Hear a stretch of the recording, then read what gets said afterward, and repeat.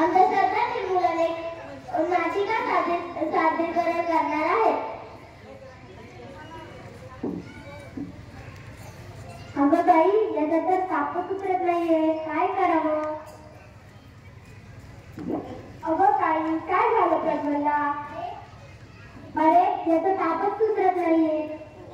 अगं किती सोपं आहे, त्या दिवशी एका लिंबानं त्या शेजारच्या पिंट्याचा ताप बरा केला, तुला माहित नाही? अगं बाई, खरं? अगं हो ना, चल मी तुला त्या बाईकडे घेऊन जातो। चल उठ प्रज्वल, आपण त्या बाईकडे जाऊ।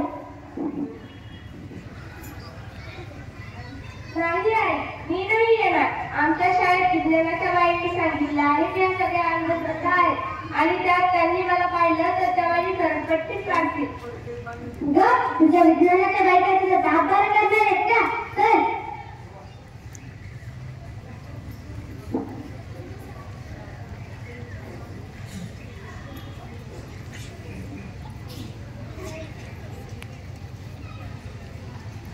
माताजी, तुम्हाला फिरायला कोणीतरी आलंय, काय समस्या आहे?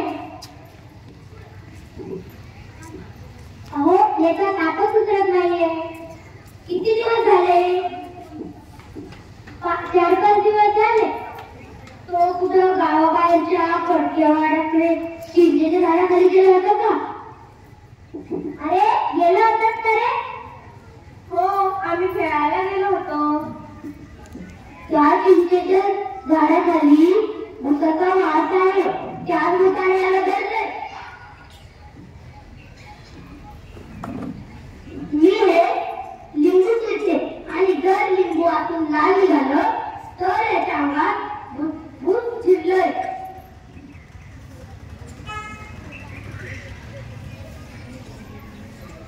भूत भूत भूत भूत पिकाचं, लिंबू लाल निघाले, लिंबू लाल निघाले, याला भूताने धरलंय। माता, कृपया करून त्याच्या अंगातील भूत काढा। 105 सावळांची आधी देते, वरून पूजेसाठी 5,000 रुपये द्यावे लागतील। बोल बाई, मंजूर आहे का? हो हो, तुम्ही जे म्हणाल ते मंजूर आहे। अमावस्येच्या रात्री 12 वाजता ये पूजेसाठी। हो, आम्ही निघतो। चल निघ आता।